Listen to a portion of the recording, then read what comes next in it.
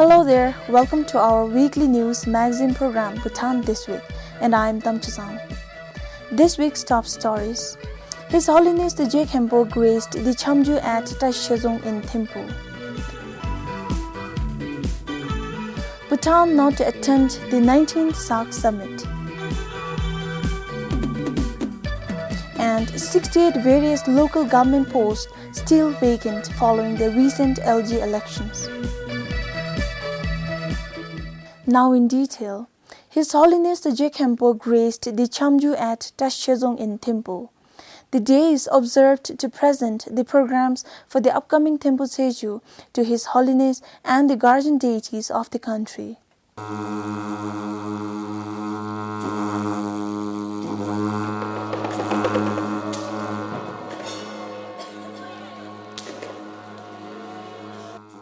His Holiness the Jekhempo was escorted to Zirana from his residence in a traditional Chibdil procession.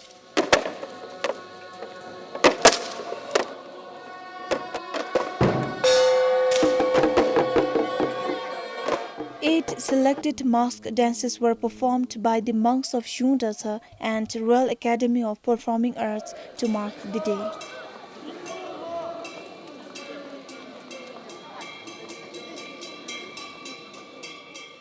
Much like a final rehearsal, dances listed for the Seju were also staged. More than 200 people gathered at the Zong to witness the programs.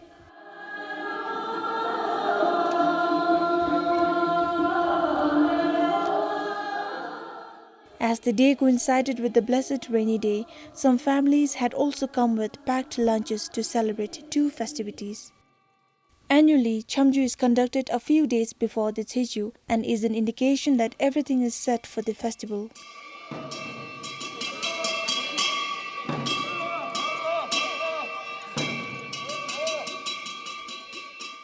Thimphu Seju will be observed from 11th to 13th of next month.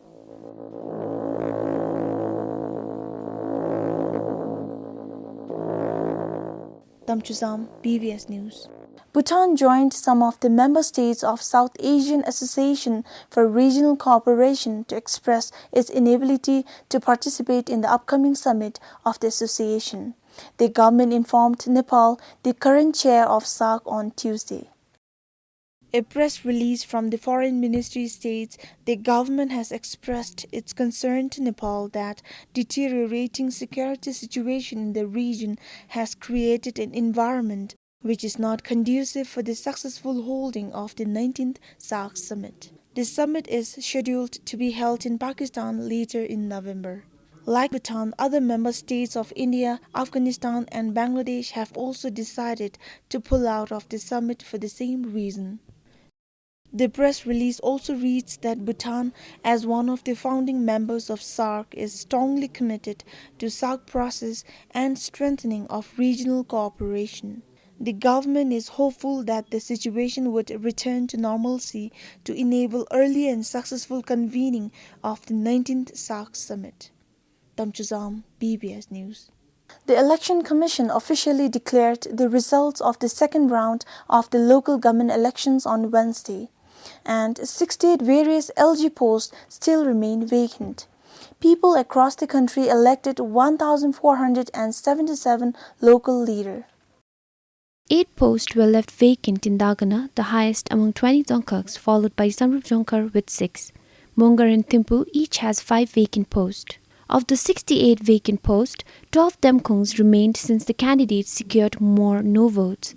11 other Demkongs were left vacant because the total votes secured by the candidates were the same. And 41 Demkongs in post for 4 Tromde representatives did not have a candidate. As per the Election Act, the by-elections for the vacant post will be conducted within the next 30 days. Almost 56% of the registered voters cast their votes yesterday. As compared to the local government elections in 2011, the voter turnout decreased slightly this time. Kalyangdan for BBS News. Unlike the first local government elections, this time more women candidates were elected for various LG posts of GUP, Mangmi, Thokpa, Thomde Ngotsap and Thomde Thokpa. The figure increased by 62 candidates as compared to 101 in 2011. During the local government elections yesterday, the number of elected female candidates for the post of both Gup and Mangmi doubled. 2 female Gups and 24 female Mangmis were elected. The 2 female Gup elects are from Tashiding and Geseling Gyeoks of Dagana. Election officials said the number of aspiring female contestants for the local government elections this year is also relatively higher. Meanwhile, of the 150 university graduates who ran for the elections this time, 40 got through. Sonam Tring, PBS News. Samrup Jongkar Thomde weighed their choice on experience as they elected the former Thompen for another term. Former Thompen Karma Sharap Topgal secured more than 65% of the votes cast. Of the 347 votes cast, 234 were in favor of the former Thompen. Some of the voters shared much needs to be done for Samrup Jongkar Thomde to develop. Therefore, the town needs someone experienced to head the task. For the Thompen-elect Karma Sharap Topgil, the faith people have shown in him is an encouragement to work harder for the betterment of the town and its residents. More than anything, I feel very relieved. It's been a very busy 1 month, and both the candidates worked, I think, very hard, and I'm very happy that I got a very resounding success, though I didn't expect that much. But since all the voters, they showed their faith in me, so I'm very grateful to all the voters. For the other Thompen candidate Dichin Wangmo, although the result was shocking, she said she gave her best and that in itself is a victory. She secured 113 votes. Of the 6 constituencies in the Thomde, Thokpas for 5 were also elected yesterday. The post remained vacant for Samrup Jongkar II as there was no candidate contesting. Samrup Jongkar Thomde has 808 registered voters. For Kinle Wanchu in Samrup Jongkar, Damchuzam, PBS News. Some women who contested in the local government elections recently say that more women should be in the elected posts. From over 1,400 elected candidates for various posts, only 163 are women, though it is an increase from that of 2011 elections. It was a perfect start for 44-year-old Kileom, the lone Gup candidate in Punakha. In the beginning, she was happy as women voters in her Gyeok showed support. There were 4 other Gup contestants. Her Gyeok Guma also saw more female voters than male, but most of them preferred men as leaders. Kileom secured only 44 votes when all other Gup contestants in her Gyeok got over 100 votes. Since I was the lone women Gup candidate in my Dzongkha, I expected to win, but it was the other way round. Earlier during my door-to-door campaign, many women showed support for me. Even at the polling stations, I could see more women voters than men. I don't understand what really happened. I think women here do not have trust and faith in women. Going by the results, she has no plans to contest again. Only 2 women were elected as Gup in the recent election. For Choni Dema in Punakha, Tanden Finso for BBS News. In the near future, people may not have to wait for hours to see a doctor. The National Referral Hospital is planning to start an appointment system to ease the long queues and patients rushing at one time. In the new system, people can make an appointment to see a doctor before visiting the hospital. However, at the moment, the hospital is still doing a feasibility study. More than 500,000 people came for the medical services at the National Referral Hospital last year. And the number is increasing every day. But the hospital has plans to improve the service delivery. We are looking at the possibility of starting an appointment system, but we do need to really look into all the issues before we start the appointment system. We are even wondering whether people, especially from rural background, whether they will be able to make an appointment. So in keeping with that, we are thinking like probably we might have to have two systems, whereby one is whereby people make appointment and come to see the doctor. The other is we will still keep some outpatient chambers whereby people can walk in. When people get familiar with the appointment system, the hospital will do away with the walk-in system. The hospital hopes to enhance transparency and efficiency of providing services to the people. Sringzam, BBS News. The National Referral Hospital sees an increasing number of pregnant women opting for epidural labor in Algeria, but the hospital was able to provide this service only during the day due to lack of anesthesiologists. Epidural labor analgesia, or the painless childbirth technique, was reintroduced in February this year, and so far more than 40 women underwent the medical technique. But it is only given to those women who are willing, as there are risks associated. I think the number of women during delivery seeking epidural labor analgesia has increased over the last 2 months. We had about 30. Now the number has increased to 41, and most of these are provided during the day when we have both the anesthesiologist and the gynecologist all in station. However, at present, because of shortage of anesthesiologists, we are not able to provide the service at night. Epidural labor analgesia is a local anesthetic injected to reduce the pain during delivery. The medical technique includes inserting the epidural catheter into the lower back, the epidural space, and is kept until the woman delivers.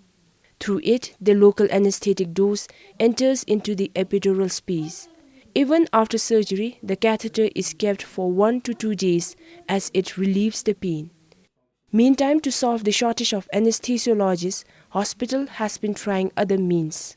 Definitely, we are all seeking, looking for anesthesiologists outside the country, but it's very difficult to get this category of doctors because there are shortages in their own country, and if they come to Bhutan, they usually demand very high remuneration pay packages, which we are not able to provide. Currently, there are 3 anesthesiologists and 2 trained nurses in Thimphu. Sringzam, BBS News. Shortage of funds is hampering efforts to contain the giant African land snail population in Gelpushing and Lingmita in Mongar. The giant African snail population has reportedly increased this year, causing trouble to the residents living in the 2 infested places. The giant African snail is known to feed on over 200 different species of plants. People in the 2 infested places of Gelpushing and Lingmita are therefore losing their vegetables and fruit plants to the snails. The snail damages all our vegetables and fruit plants. They eat up just as the seedling germinates and attain a height of 2 to 3 inches.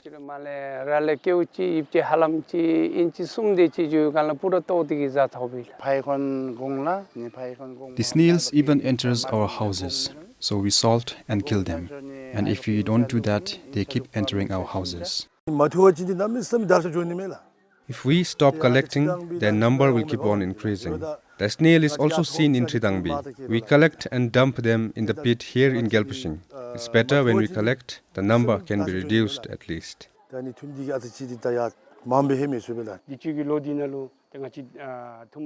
This year we could not collect the snails due to lack of fund, and the population of snail is going to grow back to how it was in the beginning if you don't pick and dump them.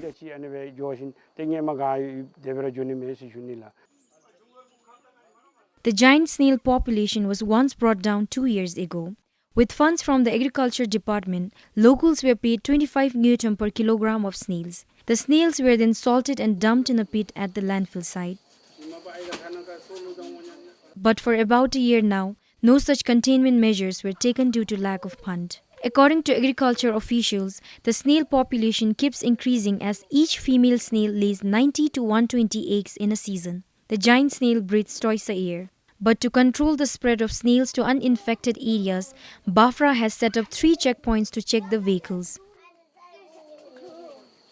The infected area In order to prevent spreading of snails to non-infested areas, we have 3 checkpoints, one at Yongri in Genkar, one at Kalangzi, and another one at Shidangbi. During rainy season, snails get on vehicles parked in the infested areas, and that gets spread when the vehicles move into non-infested areas. According to Mongar Dzongkhag agriculture officer, it is difficult to completely eradicate the snail due to lack of cooperation from local people in collecting the snails even when they are paid. But the agriculture officer said they will continue with their efforts to collect salt and dump the snails if they can secure funds. Giant African land snails were first spotted in Gelpujing in 2006. Compiled for Phup Game in Mongar, Tsrungda Magalsen, BBS News. Coinciding with the World Tourism Day, the Tourism Council of Bhutan pledged to work towards creating a fully accessible tourism for all. And to begin with, they will make the memorial Chorten in Thimphu user-friendly for people using wheelchairs. The council has already written to Thimphu Thomde, Dasal Hinso and Home Ministry for approval. Once they get the clearance, they will start executing the work. TCB will also invest in raising awareness and building capacity towards fully accessible tourism in the country. From today, we're pledging this to make all the amenities that we develop, we call it the roadside amenities like the toilets and the cafeteria that we put in for tourists and visitors to have wheelchair friendly. So from now, if you see a toilet being built by Tourism Council of Bhutan or in collaboration with Tourism Council of Bhutan, that has to be a wheelchair friendly. As a part of the initiative, they have plans to make its service industry, such as hotels and restaurants, an environment that can cater to the needs of all. The day was observed with the theme Tourism for All, promoting universal accessibility. It was reported globally about 1 billion people live with some form of disability and have no proper access to tourism products. Tsrungda Magalsen, BBS News. Bad road conditions along the east-west highway is delaying the buses from arriving at their destinations on time. According to bus operators and drivers, it is also deteriorating the bus conditions. This passenger bus traveling from Thimphu to Lhinsi was stuck at Rukupji in Wangdi Phodrang few days back. The passengers had to put up in a hotel in Tongsa. Usually, passenger buses traveling to east halt night in Pumtang. In the past, it takes only around 8 hours for passenger buses to reach Tongsa from Thimphu, but these days it takes around 13 hours due to bad road conditions. We get stuck most of the time. The merchant operators do not come quickly when we call them, especially on Sundays. Today I got stuck for 3 hours at Shangawa and around an hour at Jisamba.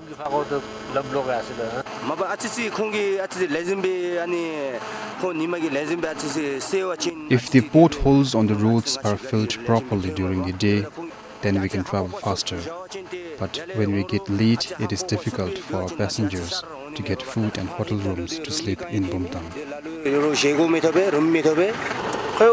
If the contractors can keep the machines 24 hours at the site, that would help to clear the roadblocks. But that is not happening. Till now, I got stuck on the way like today for over 20 times. Similarly, many commuters traveling along the highway are also forced to spend nights along the highway. Besides being stuck, narrow and muddy road condition is slowing down the drivers, and the situation worsens when it rains.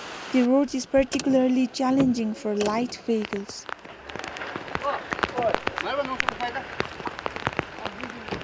The Road Safety and Transport Authority officials in Tongsa said they provide necessary and immediate help when asked by bus drivers and passengers.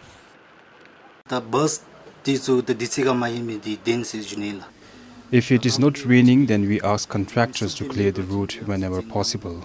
But when it rains, potholes are making it difficult for vehicles to travel. So if buses arrive at Tongsa late after 10 p.m., then we make them halt night here because it is risky to travel to Bumtang in the night and rain.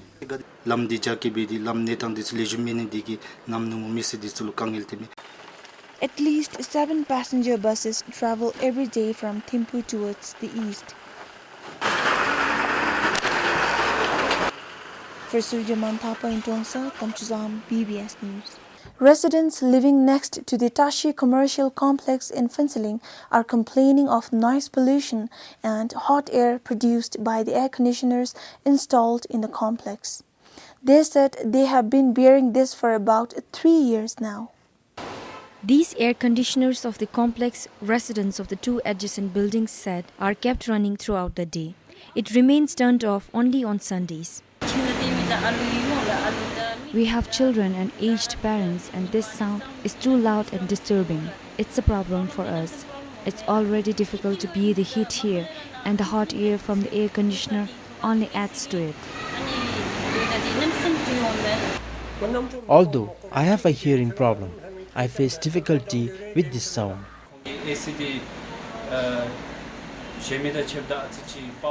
Maybe it's too loud because the air conditioners are powerful. I feel like a generator is being run the whole day. They turn it off only after 5 p.m. and that's only when we feel at peace.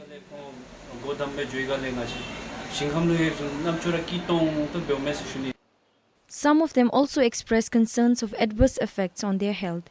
People say the water dripping from the air conditioners not only makes it inconvenient for people to walk through the alley, but could also damage the footpath below. Following the complaint from the residents, Phinsiling Thomde has written to the concerned management regarding the matter. Officials from the Tashi group of companies said they are aware of the problem and have tried to fix it several times but to no avail. It is becoming increasingly difficult due to lack of relevant technical experts. However, they will try again and are hoping to resolve the problem by this winter. Compiled for Kingatashi, Sringde Magalsin, BBS News. Well, that's all we have for you this week. Thank you for joining us. This is Tamchuzam saying goodbye.